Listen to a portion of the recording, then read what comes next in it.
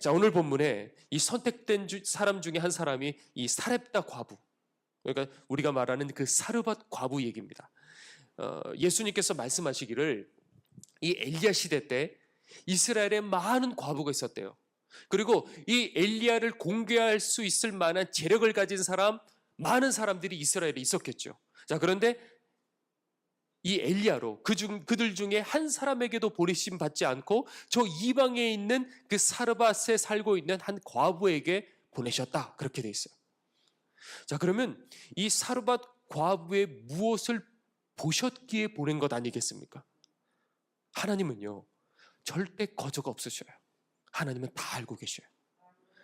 그래서 하나님은요, 이 하나님의 사람 엘리야에게 그 사람이 누구인지를 보여주고 싶으셨던 거예요. 그래서 이 엘리야로 120km 정도 되는 거리였어요. 이거를 걸어서 심지어 아합 왕에게 그 당시에 지명수배 받았거든요.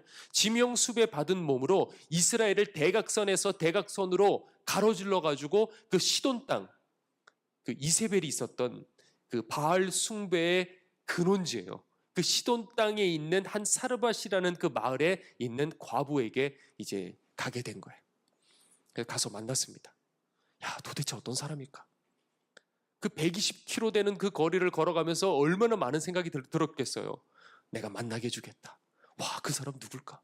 도대체 어떤 사람일까? 와, 기대를 하고 갔겠죠? 그런데 가보니까 아이고, 아뿔싸요. 왜냐하면 먹을 게 없어갖고 하나 남은 그 이제 빵 만들 그 재료, 밀가루랑 이 기름 갖고 이거 먹고 죽겠다고 하는 그냥 비참한 상태의 어머니와 아들을 만나게 된 거야. 엘리야가 기가 막혀가지고, 하나님, 왜 나를 여기다가 보내셨습니까? 그런데 그 순간에 이 여인의 입에서 나온 한마디, 여호와. 와, 기가 막힌 거예요. 우상 숭배하는 이스라엘도 아니고 저 이방 땅 한가운데서 나온 그 이름이 뭐냐면 하나님이라는 단어가 나온 거예요. 야, 어떻게 이럴 수 있을까? 이 여인이 맞구나 확신을 했어요. 그래갖고 갑자기 화색이 도는 거예요. 왜? 하나님이 나를 여기 보내셨다는 게 이제 확신이 이제 든 거예요. 120km 걸어온 게 이게 헛된 게 아니었거든요. 그래서 그냥 기분이 너무 좋아갖고 이제 이렇게 얘기한 거예요. 과부여, 두려워 말라. 당신이 가진 그 기름과 당신이 가진 그 밀가루 먼저 날 위해서 빵 하나를 만들어 달라. 그리고 난 다음에 너와 네 아들을 위해서 만들어 먹어라.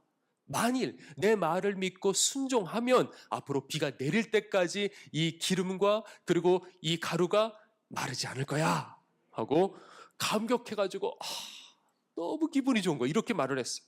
자, 그런데 이걸 사르밧 과부 입장에서 한번 보십시다. 그러면 어떻게 했습니까? 이거 웬 약장수냐고, 그렇죠? 예. 물론 이 사르밧 과부에게 약간의 하나님께서 사인을 주시긴 주셨어요. 자, 그런데 이 비참한 지경에 배가 고파가지고 허기져가지고 말도 안 나오는데 그것도 이제 남은 것 하나 가지고 그거 갖고 이제 그걸 떼가지고 자기 먹고 아들 먹고 그러는데 그 빵을 구워달라고 그러니, 야, 아무리 하나님의 사람이라 그래도 이 초면이 어떻게 이렇게 뻔뻔할 수가 있어? 이렇게 생각할 수밖에 없어요. 게다가 이 여인은 혼자도 아니고 그리고 굶어 죽어가는 지금 아들이 있는 몸이에요. 아무리 믿음이 좋아도 자식까지 끼게 되면 이상하게 우리들의 이 믿음이라는 게 약해지고 이기적으로 바뀌는 게 이게 또 고개를 막 끄덕이셔요. 이게 우리들의 모습이에요. 사실 맞아요. 자, 그런데 바로 그 순간에 이 기적 같은 일은 뭐냐면 이 말도 안 되는 이 엘리야의 요구에 사르밧 과부가 그대로 믿었다라는 거예요. 믿었다는 건 무슨 말이에요? 그대로 순종했다는 거예요. 저는 이게 기적이라고 생각해요. 아무도 안 할 것 같은 그 상황 속에서 순종하는 거. 그러자 어떻게 됐습니까? 하나님의 역사가 나타난 거예요. 다시 그 땅에 비가 내리기까지 그 많은 세월들 동안에 기름을 부어도 어떻게 돼요? 계속 떨어지는 거예요. 야, 그리고 가루를 퍼내도 옛날에 우리나라에도 그 동화 그런 게 있죠. 퍼내도 가루가 계속 나오는 거예요. 그리고 그뿐만이 아니라 도중에 아들이 어떻게 됐어요? 죽었어요. 죽었는데도 이 엘리야의 기도를 통해서 이 아들이 살아나게 되는 거예요. 그러니까 한마디로 이게 무슨 말이냐? 세상이 다 망해도 하나님께서 지켜주시고 살려내시는 그 가정이 됐다라는 것이죠. 자, 아무리 사단이 잡아도요, 아무리 교회가 무너져도요, 종말이 온다 하더라도 우리들도 마찬가지예요. 하나님께서 택하시고 하나님께서 지켜주시는 바로 그 가정이 되어야 되는 거예요. 지금도 그런 일들이 일어나요. 마지막 심판대 앞에 거의 대부분의 사람들이 외면당하고 그리고 버림받아 고개를 떨구고 스스로 지옥불로 자기 몸을 던져버릴 그때 하나님께서 선택하시는 우리들은 귀한 사람이 되어야 되는 것이에요. 자, 그건 다름이 아니고 무엇으로 되느냐? 순종으로 되는 거예요. 무엇으로요? 순종으로 되는 것이에요. 이 복음서에서 예수님 공생애 때 이 부활을 제외하고 공생애 때 최고 가는 이적 두 개라고 하면 하나는 뭐냐면 오병이어 이적, 그렇죠? 그리고 다른 하나는 뭐예요? 나사로가 살아나는 이적이에요. 자, 그런데 이 구약 시대 때 이 사르밧 과부는 이 두 가지 최고 가는 이적을 그 한 몸에 두 가지 이적을 다 체험한 거예요. 이거는 상징적인 거예요. 어떤 사람을 택하시는지, 어떤 사람을 구원시키시는지, 세상 다 망해도 모든 것들의 소망들이 다 사라진다 할지라도 내가 너는 반드시 건져내리라 하시는, 이거는 상징적인 것이라는 거예요. 자, 이 땅에서 그리고 심판대 앞에 서든지 우리가 하나님 앞에 선택받기 위해서, 자, 오늘 이야기에 우리가 반드시 놓치지 말아야 될 세 가지가 있습니다. 몇 가지요? 세 가지. 자, 첫 번째는 이겁니다. 아무도 보지 않아도 누구 앞에 살아가야 된다고요? 하나님 앞에 살아가야 되는 거예요. 저도 배가 고프니까 이게 손이 떨리네요. 자, 아무도 보지 않아도 누구 앞에 살아가야 된다고요? 하나님 앞에 살아가야 되는 거예요. 자, 이게 일어나기 전에 사실 따지고 보면 하나님께서는 이미 사르밧 과부를 선택하셨어요? 안 선택하셨어요? 이미 선택하셨어요. 아셨다는 것이죠. 그러니까 다시 말해서 하나님은요, 우리가 누구인지 이미 다 아신다는 거예요. 자, 그러면 우리가 궁금한 건 뭐냐면 이 사르밧 과부를 왜 선택하셨을까라는 거죠. 왜 선택하셨을까? 성경에 다 나와 있지는 않지만 여러분들 뻔한 겁니다. 지속되는 가뭄과 그리고 식량난 속에서도 하나님 원망하지 않고 그 중심에 하나님 앞에 살아가 보려고 했던, 하나님을 경외했던 그 사르밧 과부의 중심을 이미 보셨겠죠, 그렇죠? 똑같이 원망하고 짜증내고 그냥 신앙 없는 사람에게 가라고 하실 리가 없는 거예요. 하나님은요, 이미 우리가 누구인지를 다 판단하셨어요. 말하지 않아도, 드러내지 않아도, 반대로 아무리 내가 숨긴다 하더라도 하나님은요, 이미 다 내가 누구인지를 아시는 거예요. 그러면 어떻게 되느냐? 하나님 앞에 중심으로 살아가는 거예요. 예배도 마찬가지예요. 어떤 사람은 주님을 만나고 어떤 사람은 기가 막힌 체험을 하는데 나는 왜 아무런 일이 없느냐? 중심으로 예배드려야 되는 거예요. 아무리 내게 기적이 일어나지 않아도, 내 앞에 문제의 벽이 있는데 그것을 목 놓아 아무리 기도를 해도 아무런 응답이 없다 할지라도 우리가 끝까지 하나님 앞에 살아간다면, 오늘 이 사르밧 과부도 마찬가지예요. 아무도 먹을 것이 없어서 마지막 코너까지 몰려서 이거 하나면 끝이 하는 그 단계까지 갔을 적에 얼마나 많은 기도 드렸겠어요. 얼마나 많이 하나님을 찾았겠어요. 그런데 아무런 응답이 없어요. 그러나 하나님의 때가 있는 거예요. 그런데 문제는 뭐냐? 그 때가 오기까지 하나님께서는 외면하신 게 아니셨어요. 사르밧 과부를 가만히 지켜보셨다는 것이죠. 하나님은요, 여러분들도 마찬가지예요. 다 지켜보고 계셔요. 누굴까? 이 중에 과연 내가 선택할, 쓸 사람은 과연 누굴까? 과연 누굴까? 마지막에 천국으로 데려갈 그 선택받은 자는 누굴까? 지금도 지켜보고 계시는 거예요. 이게 첫 번째입니다. 그리고 두 번째예요. 두 번째 뭐냐면 기회의 순간을 붙잡아야 된다. 어떤 순간을 붙잡아야 된다고요? 기회의 순간을 붙잡아야 된다. 자, 아무리 하나님께서 선택하셨다 하더라도 하나님께서 내 인생 가까이 오시는 그 순간이 있어요. 자, 그런데 그 결정적인 기회를 붙잡는 거는 또 다른 문제인 거예요. 인생의 결정적인 기회를, 그걸 붙잡는 사람이 있고, 그리고 붙잡지 못하고 놓쳐버리는 사람이 있어요. 이 사르밧 과부는 그 인생의 결정적인 그 순간이 스쳐 지나가는 그 순간에 어떻게 했느냐? 자기 것 먼저 챙기고 남은 것을 엘리야 준 것이 아니고 어떻게 했어요? 먼저 엘리야 것 것부터 챙겨드리고 그리고 그 다음에 자기 것을 챙겼어요. 대부분의 보통 사람들은 뭐냐? 그래도 나와 내 자식 것을 먼저 챙기고 그리고 난 다음에 하나님의 것을 드려요. 그러니까 평상시는 다 똑같아 보여요. 그런데 중심은 언제 드러나느냐? 이 결정적인 순간에 드러나게 돼 있는 거예요. 자, 그런데 문제는 뭐냐?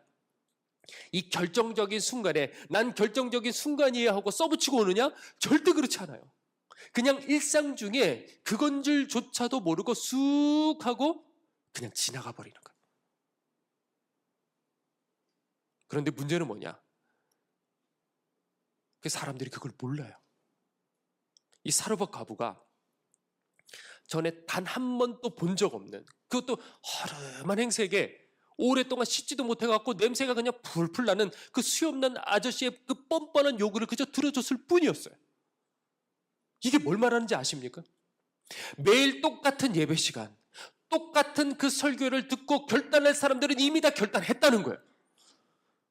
하나님이 주시는 그 기회가 우리 입장에서 본다고 한다면 어떤 특별한 상황이 아닌 거예요. 그러나 오늘 이 말씀 듣고 순종하고 하나님을 체험할 사람들은 이미 다 체험했을 거라는 것이죠. 남들이 보기에는 기름 요만큼, 밀가루 요만큼 하찮은 것일 줄 모르겠지만 그것은 그 사르밧 과부와 그 아들의 생명값이었어요. 이거는 누구나 할 수 있어요. 반대로 누구도 못할 수도 있어요. 사람들은 할 수 있지만은 거기까지 하지는 않아요. 사르밧 과부가요, 잠깐만요, 제가 기도해보고 결정을, 보통 우리들이 거절할 때 그렇게 하죠. 기도해보고 그리고 제가 결정할게요 하면 그 다음에 소식이 없더라고요. 자, 그런데 기도해보고 결정할게요, 그럴 시간 없었어요. 그렇죠? 그 순간에 결정했어야만 했어요. 주고 보니 엘리야였던 거예요. 주고 보니 구약 최고가는 선지자였어요. 자, 우리는 말씀을 들으면서 왜 주저할까? 왜 우리들은 자꾸 계산해야만 될까? 그렇지 않아요. 우리들의 결정적인 기회 순간이 지나갔을 적에 여러분들 고민하지 마시고 그저 말씀에 들은 대로 그냥 그대로 순종하시면 되는 거예요. 아멘. 제가 분당에 그렇게 이제 개척교회에 있었을 때인데, 제 이제 그 아내가 이제 딸을 출산하게 된 거예요. 그런데 그때 이제 용인에 있는 어느 산부인과, 동네 산부인과를 이제 다녔는데, 이제 출산하려면 이제 목돈이 이제 필요하잖아요. 그런데 주머니에 들어오면 그 당시에 항상 나눴어요. 정말 들어오는 대로 어려운 분들이 보이니까 어떻게 해요? 계속 나눴어요. 그러다가 보니까 가진 게 목돈이 없었던 거예요. 자, 그런데 정말 감사하게도 한 성도님이 그거를 모르는데 목사님이 꼭 쓰셔야 돼 하고 봉투를 주시더라고요. 그 당시 그렇게 많이 받을 그런 시절이 아니었는데 그걸 받고 딱 보니까 100만 원이 들어있었어요. 우와, 이걸면 되겠다. 이거면 병원비 되겠다. 그러는데 그때 박 목사님을 이제 만나게 된 거예요. 딱 봤는데 이 목사님이 설교 준비를 하시는데 보니까 이 노트북이 너무 오래돼 보이는 거예요. 그때 말씀이 떠오르더라고요. 갈라디아서 말씀인데, 가르침을 받는 자는 말씀을 가르치는 자와 항상 가장 좋은 것을 함께 하라 라는 말씀, 이게 떠오르더라고요. 저는 성경을 읽으면서 욕심을 가지고 있어요. 어떻게 하면 하나님 함께 하시는지, 어떻게 하면 저 하늘에서 귀한 자가 될지, 이 욕심이 제게 있어요. 그래서 이거를 머릿속에 잘 기억해냈다가 그게 딱 떠오를 적에 고민하지 않고 확 달려들어 버리는 거예요. 그래서 제가 얼른 제 아내한테 얘기했어요. 여보, 우리 이 돈 갖고 목사님 노트북 사드리자. 근데 다행히 흔쾌히 그러자 그러더라고요. 얼마나 고마운지. 그래서 제 마음 흔들리기 전에, 제 마음 약해지기 전에 얼른 달려가서 노트북을 그 돈으로 주고 샀어요. 그리고 아무도 모르게 그 당시에 이제 방주교회 그 뒤에, 강대상 뒤에 보면 옛날에는 목양실이 있었거든요. 얼른 거기다 밀어놓고 그냥 주랭랑 치고 도망쳤어요. 와, 그러고 나오는데 주는 자가 받는 자보다 복되도다 그랬어요. 얼마나 목사님 받으시고 기뻐하실 걸 생각하니까 제 마음이 더 기쁘더라고요. 자, 그런데 문제는 뭐예요? 돌아서고 나니 어떻게 돼요? 제 주머니가 어떻게 됐어요? 이제 또 비었단 말이에요. 자, 그런데 어떤 일이 있었냐면, 마침 저희 같은 감리교 지방에 한 사모님이 그 분당에 있는 어느 병원을 가면 사역자들은 50% 할인을 해준다는 거야. 와, 그래, 그쪽으로 가야겠다 해가지고 옮겼어요. 그래갖고 이제 병실을 이제 잡아야 되는데 세 가지가 있어요. 하나는 1인실, 그리고 하나는 2인실, 그리고 하나는 다인실. 원래는 이 다인실은 8명이 들어가는데 그때 왜 그랬는지 모르겠지만은 그 두 방을 터가지고 중간에 커튼으로 칸막이를 해갖고 20명이 들어갔어요. 그래서 아직 기억나는데 딱 그 침대만 있을 정도로 이렇게 잘게 커튼으로 이렇게 나눴어요. 그런데 거기는 10,000원이면 됐어요. 그래서 여보한테 물어봤죠. 여보 괜찮아? 그랬더니 괜찮대요. 아직까지 제가 제 아내한테 미안한 마음이 있어요.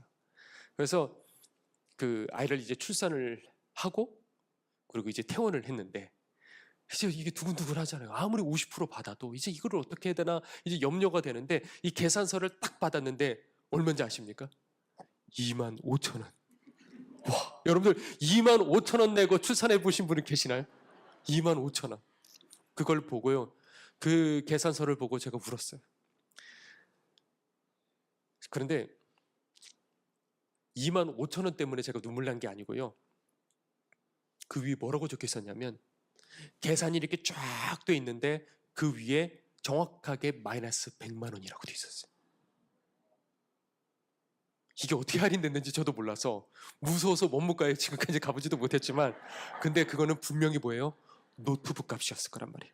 하나님께서 이 모든 걸 다 보고 계시는 거예요. 그러니까 이게 얼마나 감격이고 이게 얼마나 눈물이 되는지. 그러니까 하나님께서는요 지금 우리들의 결정을 지켜보고 계시는 거예요.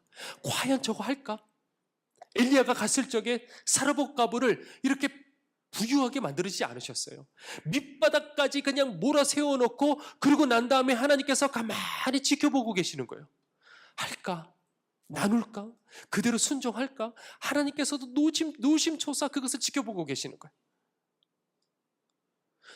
우리도 마찬가지예요. 뭔가 음성을 듣고 결정하면 기회 다 놓치는 거예요.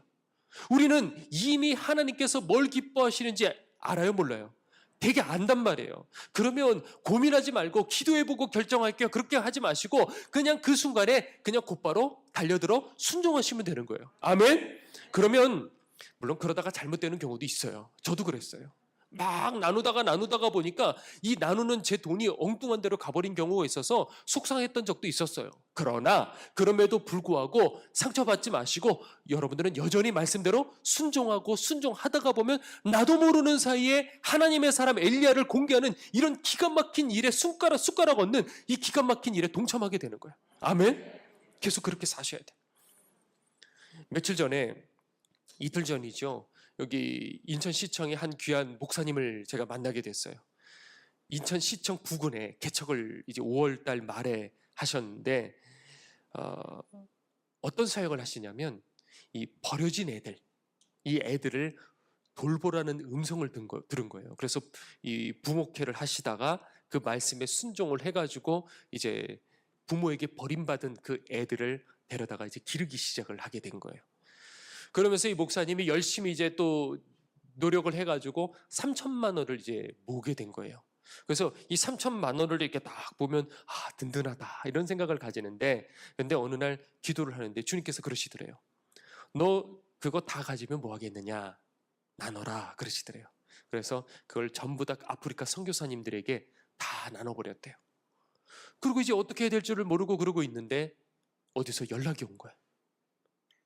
어떤 한 분이 내 건물을 가지고 계신 분인데 이 건물에 버려진 애들을 기르는 이런 일들에 이 건물을 쓰면 정말 좋겠다. 이런 소원을 가지고 계셨는데 마침 연결이 된 거예요. 그래서 그곳으로 간 게 이제 인천시청 저 1번 출구 있는 그쪽이에요. 그래서 거기에서 이제 목사님이 들어오셨는데 그래서 건물을 아름답게 리모델링 다 하고 안에도 전부 다 해주시고요. 그리고 보증금도 안 내도 되고 월세도 안 내도 되고 이제 그렇게 이제 시작을 하게 된 거예요. 그래서 지금은 한 4살에서 한 5살 정도 되는 아이들 한 6명 데리고 그 아이들을 자식처럼 이제 그렇게 기르고 있습니다. 자, 우리가 이런 얘기들을 들었을 적에 우리가 떠오르는 말씀이 있는 거예요. 지극히 작은 자에게 한 것이 곧 내게 한 것이라 그랬어요. 자, 이런 일들이 있을 적에 우리들 안 놓쳤으면 좋겠어요. 그래서 싫어도 제가 강제로 그냥 밀어버릴 생각이 있어요. 그래서 숟가락 얹어야 되지 않겠습니까? 그 목사님 다 아시는데 우리도 같이 숟가락 좀 얹어야 되지 않겠습니까?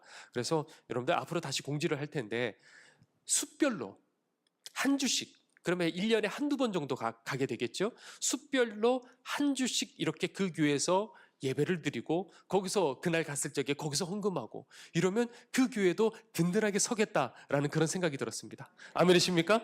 네, 감사합니다. 자, 세 번째입니다. 결국 이 심판대에서 선택되는 사람은 어떤 사람이라고요? 순종하는 사람이라는 거예요. 이게 오늘 본문 말씀이 얼핏 보면 헌신에 대한 말씀 같은데, 그런데 이 말씀은 사실 구원에 대한 말씀이에요. 이 말씀이 어디서 나오냐면 예수님께서 이제 고향 나사렛으로 이제 가신 거예요. 거기서 설교하신 내용 중에 한 부분이거든요. 그런데 아무리 고향 사람들이지만 예수님께서 그들을 보는 순간에 주님께서는 아셨을까요? 모르셨을까요? 아신 거예요. 이들은 아니구나. 이걸 아신 거예요. 사르밧에 지금 엘리야가 나타난 거예요. 나사렛에 지금 예수님께서 나타나셨어요. 그래서 하시는 말씀이 이제 눈먼 자는 보게 될 것이고 그리고 눌린 자가 자유케 될 것이고 이런 말씀을 하는데 이 사람들이 하는 그 한마디, 저 사람 요셉 아들 아니야? 하는 이 한마디에 이미 끝난 거예요. 예수님은요, 눈치 보고 그 사람들 달래고 그러지 않으셨어요. 뭐라고 설교하셨냐? 엘리야 시대 때 이스라엘에 많은 사람들이 있었지만 그 중에 누구? 사르밧 과부, 그 중에 누구? 그리고 나만 장군. 이 둘만이 하나님께서 붙잡아 주셨고 나머지는 뭐예요? 다 아니다라는 것이죠. 이 얘기를 들었을 적에 이 사람들이 자기에게 말한 건 줄 알고 화가 나서 예수님을 어떻게 했어요? 절벽에 밀어 떨어뜨려 버리려고 그랬어요. 자, 이걸 통해서도 아는 거죠. 아무리 그런 말씀을 들어도 나를 낮추고 오늘 이 자리에서 회개한다고 한다면 나는 선택받은 사람이 될 수 있는 거예요. 그런데 그 순간에 난 아니야, 오히려 반항심을 가지고 난 아니야 하고 좌절을 해버리면 그 사람은 어떻게 돼요? 결국에는 외면당하는 사람. 그러니까 심판 때까지 가보지 않아도 이미 하나님은 아실 수 있다라는 것이죠. 그러니까 우리가 이 원리를 알아야 돼요. 지금 선택받는 사람들이 심판대 앞에서도 선택받는 거예요. 심판대 앞에 선택받는 사람들은 어떤 사람이냐? 지금 선택받는 사람. 여기서 선택받고 또 선택받고 또 선택받는 그 사람들이 결국 심판대 앞에 갔을 적에도 선택받는다라는 것이에요. 자, 그러면 어떻게 되느냐? 우리는 지금부터 어떤 사람이 되어야 돼요? 하나님 앞에 택함 받는 사람, 기도하다가 주님께서 손 붙잡아 주시는 그 사람이 되어야 되고, 또 헌신하다가 그래 하고 숟가락 얹는 그 사람이 되어야 되는 거예요. 물론 인간의 노력으로 구원받는다는 말 아니에요. 선택은 누가 하셔요? 하나님이 하시는 거예요. 주권은 누구에게 달려 있어요? 하나님께 달려 있어요. 그러나 하나님도 보시는 거예요. 듣고도 가만히 있는 사람 마음속에서 끊어내버리시는 거예요. 그러나 저 이방의 바알 숭배하는 그 본거지에 사는 비참한 과부 인생이라 할지라도 하나님은 그 중심을 보시고 얼마든지 끌어 건져 내신다라는 것이죠. 그러니까 이미 하나님은 우리가 누구인지 다 아셔요. 좌절하란 말이 아니에요. 오늘 그 말을 아무리 예수님에게서 들었다 하더라도 오늘 주님 앞에 중심으로 결단하고 여러분들의 마음을 드리면 여러분들 얼마든지 건진받게 될 줄로 믿습니다. 그러면 당장에 아무런 기적이 일어나지 않을 수도 있어요. 아무리 여러분들이 순종해도 여러분들의 기도조차 응답받지 못할 수도 있어요. 그러나 하나님은 보셔야 안 보셔요? 보신다고요. 왜 자꾸 우리들이 성격이 급한지, 왜 이렇게 우리들의 마음이 이렇게 조급한지요? 왜 나는 응답하지 않는지, 왜 나는 여기서 해방시켜 주지 않는지 괜찮아요. 하나님은 다 보고 계시는 거예요.